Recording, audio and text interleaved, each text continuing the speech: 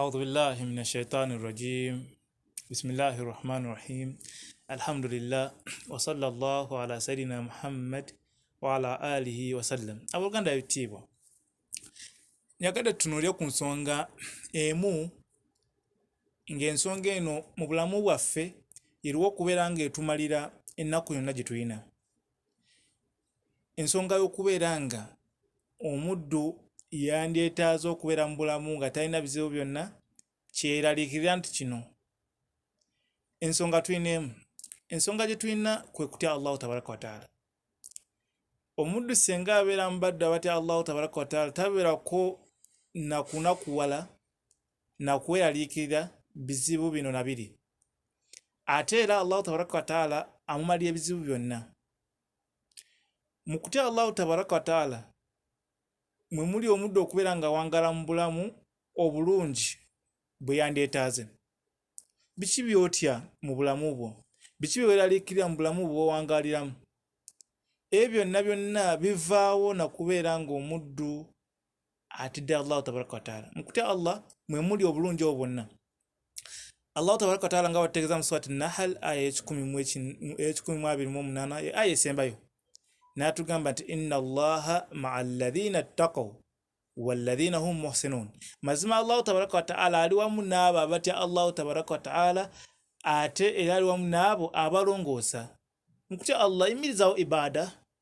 kutya Allah kitegeeza kyo nti omuddu ayimirizawo bya Allahu tabaraka wataala byetaaga byamulagira okubeera ng'akola ate n'abeera ng'omuddu yeewala ebyo Allah byamuziizaako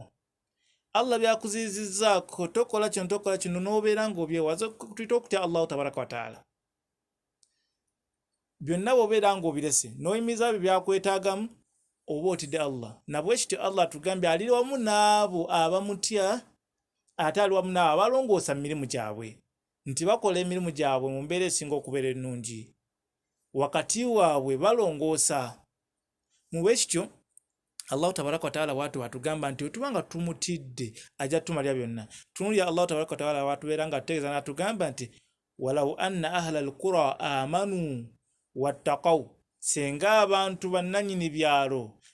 amakulu Allah yali ali mu kwadresinga mu aya eno yali ategeeza ab'e Makka tisenga babeeranga batya Allahu tabaraka wataala amanu wattaqaw bakkirizanga twakkiriza nti Allahu tabaraka wataala ali omu netakomaawo nitubeeranga tutya Allahu tabaraka wataala la fatahna alaihim barakatin minas sama Allahu tabaraka wataala atusumulirawo baraka emikisa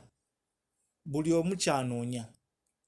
kiri mu kutya Allahu tabaraka wataala nakukkiriza Allahu tabaraka wataala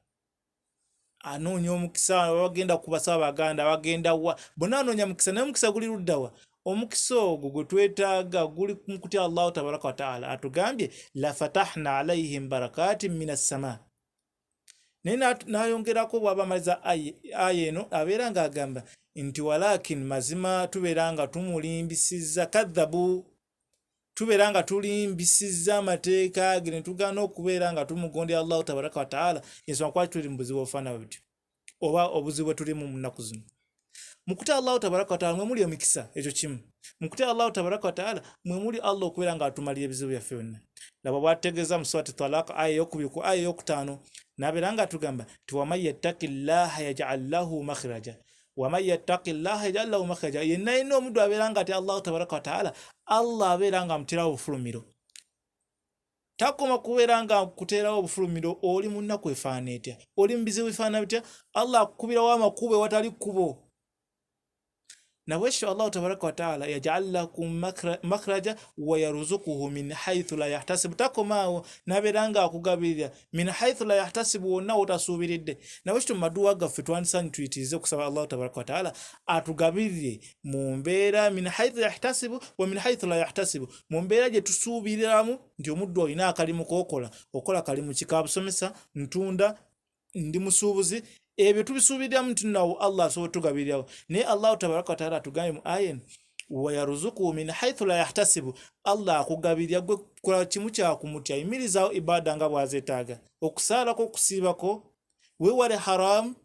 dya haram tambula haram dya halal tambula halal awo Allah tabaraka wa taala agambye nti naabeera nga akumalira n'akugabirira min haythu la yahtasibu, mu mbeera gy'otasubiramu. waman yatawakkal ala Allahi fahuwa hasibu, yenna atebenkera Allah tabaraka wa taala, n'akola ekyokutya Allah tabaraka wa taala, n'atebenkera nti Allah tabaraka wa taala agenda kubeera nga amumalira, abeera nga Allah hasibuhu, abeera nga amumalira. Mu aya eddako wansi wetegerezeewo agamba nti takoma okwo ne wabula akufuulira oluvannyuma lw'okubeera nga obadde mu kanyigo, n'abeera nga akuteerawo obufulumiro, n'abeera nga akuteerawo essanyu. Aya bwe tuwegamba mu makulu gaayo, aya surat Talaq aya yokusatu mpaka ku aya yokumeka mpaka ku aya yokutaano. Nabwe kityo mu kutya Allahu tabaraka wa taala tulabye mwe muli emikisa abaddu gye tunoonya mu bulamu buno. Buli omu kyayagala nti nina emikisa, buli kyenkwatako nga kitambula, buli omulimu gwenkola nga guvaamu obaolyawo ssente nga nnyingi zankola bwe nti. Okuyagala Allah akugabirye w'osuubira n'otasuubira kiri kimu kyokka kyokka Allah kyatugambye okubeera nga twekwatako, kubeera nga tumutya. Abaddu abitiibwa, tudde eri Allahu tabaraka wa taala. Allah ajja tumalira ennaku yonna gye tuyina. Tuyimirizeewo ebyo Allahu tabaraka wa taala byatwetaagamu. Tujja kufuna emikisa, tujja kubeera nga tufuna okubeera nga omuddu tolina nnaku gye weeraliikirira. Nabwe kityo mu kutya Allahu tabaraka wa taala mwe muli buli kimu. Mwe buli buli kimu omuddu kye yeetaaga mu dduniya muno, okuwangaala obulungi, okugabirira riziki ennungi, n'okutambula oyagala magezi. Mu aya endala bagamba nti mu kutya Allah abeera nga atusumulira okubeera nga omuddu amuwa bayaani, amuwa okutegeera. Bw'eri alikozesa ekigambo mu Qur'an ekitiibwa yakozesa ekigambo Furqaana, nti naakuggulirawo okubeera nga otegeera amagezi n'okutegeera mu mbeera efaanana bwetyo. Kisaanidde okubeera nga twekwatako baganda nga babitiibwa, kwekubeera nga omuddu atya Allah we, kwekubeera nga omuddu aleka haramu n'abeera nga yeekwata ku halaali, n'okubeera nga ayimirizawo byo Allahu tabaraka wa taala byabeera nga amukakasaako nti bino biyimirizeewo, saalako siibako, adhikaari zireeta, olulimi lwoleka okubeera nga oluyisaako bigambo bya bwemu byokka, ne wabula buyiseeko ebigambo ebirungi ebyo ebyetaagisibwa, ebyo Allahu tabaraka wa taala byayagala. Mbeera ezifaanana bwe zityo, tusaba Allahu tabaraka wa taala atugase n'ebigambo ebyo. Wa sallallahu ala sayidina Muhammad wa ala alihi wa sallam. Assalamu alaikum wa rahmatullahi wa barakatuh.